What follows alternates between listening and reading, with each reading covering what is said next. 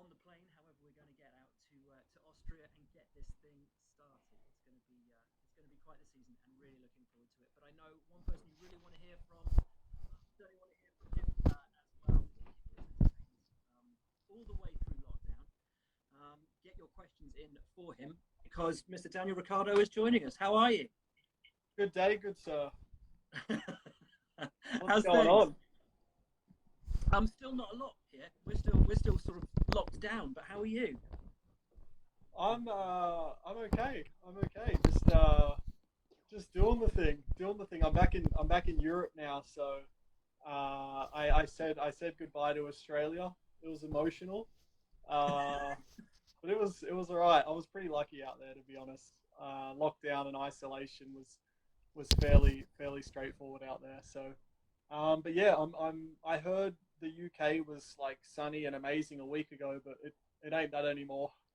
No, that's gone. Did you sort of take that away when you arrived? Yeah, when we were coming into land, the pilot's like, yeah, it's 12 and raining or something. So, and this was like midday. So, yeah, but, it's been beautiful for 2 weeks, and now it's completely gone. So, okay, so thanks for that. It wasn't a lie. No, it was. It was beautiful. How was Australia though? Because, I mean, obviously we were there for the Grand Prix, and we were there for 48 hours. You've been there for the last 2 months. How's it been? How's lockdown treated you? Has it been an odd experience for you? It was odd at first, I think. But I don't know. Like, I guess define odd. It wasn't really that odd in terms of like I had a routine. I had pretty good weather for the most part, and I think because like getting so close to racing in Australia, like mentally, physically, I was there and ready, and I wanted to go. So getting back home to Perth, I don't know, I still wanted to keep the engine ticking over, so to speak, and so I just kind of stayed into it and stayed into the routine, and kind of kept my health and diet, in good shape. And I don't know, I felt like if I let myself, because at that point, the tough part in a way was not knowing when we'll get going again. Yeah. But I was like, if I use that as an excuse to like just sit on the couch and do nothing, then I don't know. So I just kept everything ticking, and it was good. And as I said, we were pretty lucky with like the weather. I was out on the farm, so I had plenty of space to kind of move around and stay active and stay sane. So it was good, and like I think Australia in general did a pretty good job with the lockdown and keeping things kind of under wraps pretty well. We didn't get too much exposure of all this COVID stuff, particularly in Perth. So it was pretty straightforward, and it's the most time I've spent home in like 13 years. So that was pretty wild. Social distancing doesn't seem quite so difficult when you've got all that expanse of land. But as you say, like the most time you spent in one place and at home in 13 years. I've asked so many of you guys about this, but in your entire lives, you have been traveling constantly since you were 5-6 years old, racing, competing. Is 6 months, between the end of last season and getting back to starting racing, is that a good thing for you? Has it allowed you to reset, or has it made you a bit kind of competitively, at least, not physically, but a little bit soft because you've suddenly got all this time where you're not competing? Not soft. I think if anything, it's just more fuel to the fire, and it was nice to have some alone time and time to think and process. It certainly fueled my desire more. I missed racing, more than ever, and I missed competing, and I missed the limelight, all the sort of stuff, if you know what I mean, that goes with it.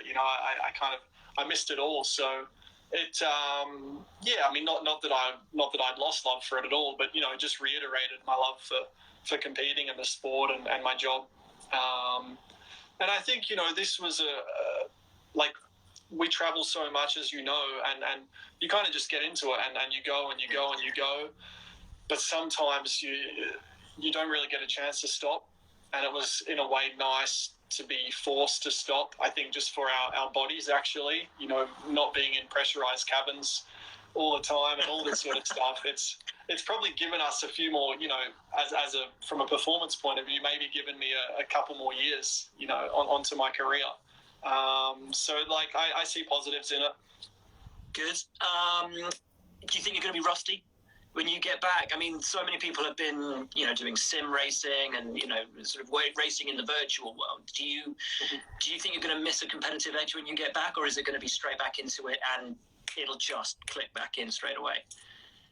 I'm sure for some they might feel a few cobwebs here and there, but for myself, nah, I'm good. I'm good to go. As I said, I didn't really switch off, from that point of view. And even on the farm, I got some, buggies and a few things to keep me sharp. And so I was still kind of keeping this up here active and strong. And whether it was riding bikes, buggies, dodging trees, I was there. So yes, I haven't been racing F1, but I've certainly kept everything firing to a point where I don't fear being rusty. I'm sure when the green light, goes out, or the red lights go out, yeah, we're all going to be kind of chomping at the bit, and you might see some erraticness from some, I guess. One might be a bit, however, but yeah, it's. I'll be there. I'll be ready. You talk about lockdown. You talk about having that time, that space. We got to talk about it, even though you're wearing the Renault cap, and they don't always ask too many questions about it, obviously. But you're off to McLaren. Did that space give you kind of the freedom and the time to really make that decision, or did you find that having so much time with so little to do kind of allowed you to get almost carried away with your thoughts and get into a confusing space? How hard was it to make that decision? I guess it was a bit of both. Yeah, having a lot of time to think about things like the future was good, but then it also was sometimes not easy because you've got all this time but not much action, I guess. Yeah. So that was certainly difficult. The whole year has been crazy for things even beyond coronavirus now, that it's, having these decisions or making these decisions, with only testing to go by this year, that wasn't easy. And, for sure ideally, you race, you get going and you kind of make your mind up and whatever. But yeah, we're not kind of in those times now with that, I guess, that luxury in a way. So yeah, not easy, but at the same time, not an overnight decision. Yeah. But yeah, it's, I guess I would just say this whole year's been weird. It continues to be weird. But yeah, it's, I don't know how else to answer it, really. No, that's cool. And you've got, we know now we've got racing in 2020. We're getting back to it in Austria. How much are you looking forward to it, to getting back to racing, but also to, seeing out this last year with Renault and I guess really kind of leaving on a high? That's I think a big relief for everyone, is once they announced the official start date, it was all right, we can kind of see. We can see the end of the tunnel now, and we can get going. And yeah, absolutely. I'm hanging out, obviously, to race, to compete, but to finish this kind of journey and this chapter off with Renault in the best way possible. And I still feel like I owe a lot to them on and off track. So I'm glad that we can compete soon and try and do what I can. So yeah, it's I'm pretty excited to say the least. As I'm sure everyone around the world is, to get some sports going again. I'm a fan of the UFC and they've got that going, which it's as a fan, just to see something on TV, it's oh, finally. You realize how much we miss sports, but yeah, fortunately I'll be in the hot seat soon and give everyone something to watch on TV. Totally.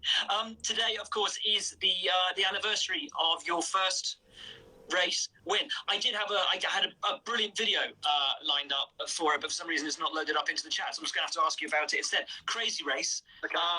Amazing memories. What are your memories of that day? Yeah, June the 8th. So it is a special day for me. One that for sure I'll never forget. Memories. I still remember everything, vividly that whole weekend, actually, even, things through qualifying and the Saturday night. And, but yeah, I remember the first part of the race was fairly just whatever. It was a race, a normal race. And then things started heating up, and I don't know, I felt like my pace as well through the race got stronger. So I think the first set of tyres, first part, I was just, as I said, I was there, but not really having much of an impact. And then after the pit stop, that's where it kind of came alive. And yeah, it was Perez, in front of me, and he was driving a terrific race and just trying to find a way past him. And yeah, eventually got on the grass, and then obviously Rosberg was a little bit easier with the problems that he was having. So, but then, I had the high of crossing the line for the first time in the lead. But then, I could see still they were collecting Massa's car and Perez's car from the barrier. So my celebrations were a bit reserved. Yeah. Because I was obviously not sure what, their health was at that point. But yeah, once I got confirmation that they were okay, then I started to let out a little bit more shock and excitement and all the rest of it. Amazing. Yeah, I remember Seb on the podium, filled me with champagne, and I was actually kind of hyperventilated. It was like, if you ever go surfing and you get dunked by a wave, I was coming up for air. That's how much champagne he got me with. So I remember a little bit of panic on the podium, actually. I didn't know that. That's amazing. So you almost drowned in champagne on the podium. Yeah, I don't know if that was him congratulating me, or him kind of saying, "Damn you for getting your first win." I don't know. Actually, do you know what? That's one of the questions we've got here. You talk about almost getting drowned by him. What are your good memories of Sebastian Vettel? Obviously, big news about him over the last few months as well. Who knows what his future has? But you two were teammates. You've known each other a long time. You must have some good memories with Seb. Yeah, I did, and I do still. I was, I think that really the thing I took from that year with Seb was, even through a difficult year for his standards, particularly coming off 4 in a row, he was always a very, on track, as he is, very competitive and I guess ruthless, but off track, he always shook my hand, congratulated me, and it seemed, not only was he, I think, a good sportsman to me, but it seemed very honest and genuine, and he did it away from the cameras as well, so I think we had a lot of, I obviously respected him from the start, but I think, we had respect for each other, and that was cool. And I guess he does things, relatively differently. He's such a superstar in our sport, yet he, kind of, he's not on here, for example. He's not on social media or anything. He does things a little bit old school. But I guess I respect that path as well. He's not really influenced by too much. He's got his ways and he stands by them. Very cool. This is quite a pertinent one. What do you like about Austria, other than the fact that we're going to get to go racing there in a couple of weeks? Yeah, look, first thing that comes to my mind is Schnitzel. Yes. Yeah, it's a beautiful thing. Obviously, I spent a lot of time in Austria, with my Red Bull days and as a junior, and one thing I was always was excited to go back there for was Schnitzel. So, and they do it with have you had it with the cranberry jam and the lemon and the potato salad? It's a beautiful thing. It's pretty much unbeatable. Every night in Austria, same dinner every night, regardless. It's good. It really is good. I mean, that part of Austria is beautiful as well. It's a great track. What's everyone thinking about the fact we're doing 2 races in Austria, a track that has suited Red Bull so well over these last few years? They could get a really good run on everyone in these opening races. Yeah, exactly. I know that they'll be pretty excited to see that. Two in a row there to start the season. Yeah, it's an interesting track, because it's quite a short lap. Yeah. But it's it starts off with long straights, tight corners, but then the last kind of 2/3 of the track is really fast and flowing. So it's as kind of short as the lap is, it's got a bit of everything. And the last few years the races have been pretty exciting there. So we were a fair bit off there last year, but I'm actually excited to go back there not only once but twice. And I think we learned a bit after the race last year, so chance to prove ourselves a little better. Here we go. This is a difficult one to answer because we don't really know what the season's going to look like yet. But what do you expect from 2020 once we get back up and running? I don't know what to expect this year. I guess from a racing point of view, I expect kind of normal.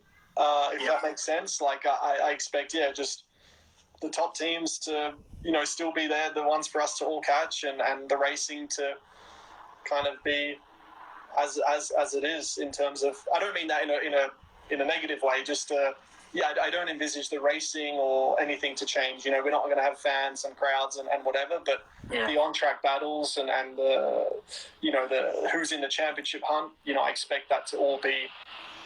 As expectations were pre-corona and all that. So this is an interesting question that's just come in. I like that you can see the questions. This is quite cool. Good, right? Technology. What do you think about a reverse grid? Because obviously this came up last week. There was the potential for the second race in Austria and Silverstone that qualifying would be a reverse championship order race. And then the result of that race would be the grid for the actual Grand Prix on Sunday. So let's say you've got Max and Alex finished the first Grand Prix in Austria, first and second in the championship. They start last on the grid for this qualifying race, short qualifying race. The result of that would have been the grid for the Grand Prix for the second race. Would that have been something fun for you as a driver, or would it just have been too much potential for mayhem? Good question, Aguado. Good question. Are you familiar with Ace Ventura? Yes. Good question, Aguado. Anyways. I don't know. I'm not... I guess from this point, I don't know, no, I'm not always old school, but I guess I go back to probably, it's not really the first on our priority list of things to change in the sport. I'm not... I can see how, some fans would be like, it would be, great to have the fast guys try and come through the field and all that. So I see that point of view, but I don't know. I can see a lot of scenarios where it wouldn't work and it would just make things a little messy. And Monaco, for example. Exactly. So, yes, you've made probably the best point. That's the most diplomatic answer I think I've ever heard you give. Is this a new Daniel Ricciardo for 2020? I wasn't diplomatic, politically correct. I don't know. I can see why. From a couch potato, as I am right now, it could be exciting. But I think from a purist and a real racing point of view, it's nah. I don't think we need to go there just yet. That's probably the best way to say it. Cool. Right.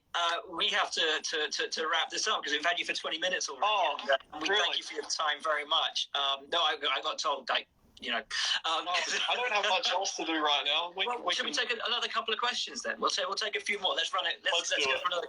Let's. Do you know what? Let's get this one in because tattoos.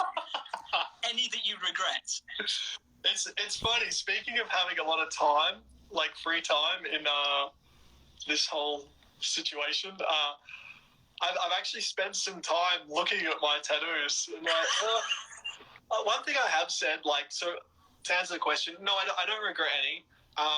But I've kind of asked myself the question, if I was 30 years old without any tattoos, would I get tattoos today? Oh, interesting. Okay. And I probably wouldn't. Really?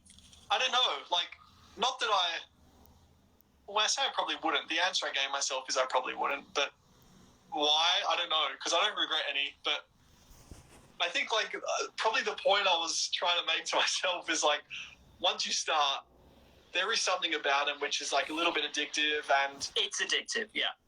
I guess the artists only get better and better, you know, like tattooing is becoming more popular, more people are doing it, and so tattoos just seem to be getting better and better. So I think that is also what drives you to want more. It's like, oh, but that looks cooler, and oh, that's done even in a better way, so I'll get that now. And so maybe if I hadn't got any at this age, maybe I'd be like, like I kind of missed the boat, like whatever. I don't know, but yeah, I don't really regret any. I mean, like, not all of them have meaning or make sense. Like the rose on my hand, it's not significant to anything, but yeah, I don't dislike it. Just is what it is. So none that you either want removed or covered up just yet. No, I mean, I've got no, it's cool. It's all good. Okay. We'll leave it at that. I did get one, like, small one after a long day, let's say that. Oh, okay. Excellent. Is that one of the ones which, when you're 70 years old, you'll look back on and either laugh or I just laugh like, about it, yeah. It's all good. It's not, like, in a bad area, but just, yeah, it was a very spontaneous, let's go get a tattoo. Okay, we got a tattoo. Brilliant. Okay, this is a nice one. As you say, you've got a few more weeks left of being a couch potato. What shows are you watching? Could be Netflix. Other streaming services are available, of course. Which one? What are you watching? What have you enjoyed over this break? All right, so on the Netflix topic, so I'd already started it, but then I think during the break they dropped the last season of Ozark. So I finished Ozark, which, have you got onto Ozark yet, William? I haven't started it. I don't, because he's like a comedy actor, and I don't know if I can do the whole serious thing. Is it really good? Okay. You have the power. Okay. Ozark's amazing. Like, Bateman is just, for him to, I love when, like, actors or actresses kind of change their normal, if you know what I mean. Like, yeah, he's known for being a comedian, but he does it so well, and I believe he directed the show as well. So, like, just a multi-talented human. So I love Ozark. Money Heist, I'm nearly finished. Okay. Money Heist, do you want it? No, but I watched White Lines, which is the one about Ibiza that's written by the same guy. Yeah. I heard that one's good. It's right. That one's one of the next ones on the list. But yeah, Money Heist, get around it. And then what else? I like a good docuseries. Have you watched the one about the Chicago Bulls? Oh, of course. Sorry, that was the ultimate. It's just brilliant television, isn't it? It's just so good.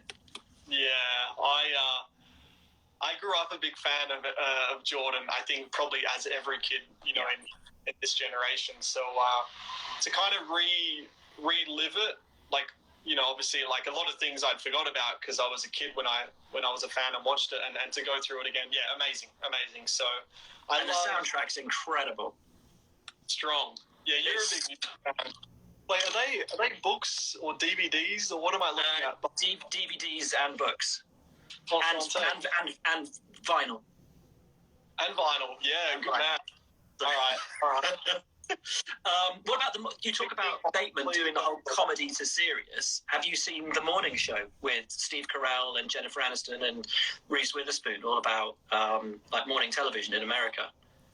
One have not, but one have heard. It's good. Very good. It's on Apple TV. I downloaded Apple TV to watch that and the Beastie Boys documentary, and I haven't seen the Beastie Boys documentary yet, but that's supposed to be amazing. I would like to see that. Yeah, very cool. Right. We've done 5 minutes more than we should have done talking about TV. That's great, man. Thank you so much. I really appreciate your time. It's been great to catch up. What are you most looking forward to? I mean, obviously getting in the car and racing, but is there any side of the sport that you really miss other than just the pure competitive aspect of it? I don't know. I guess.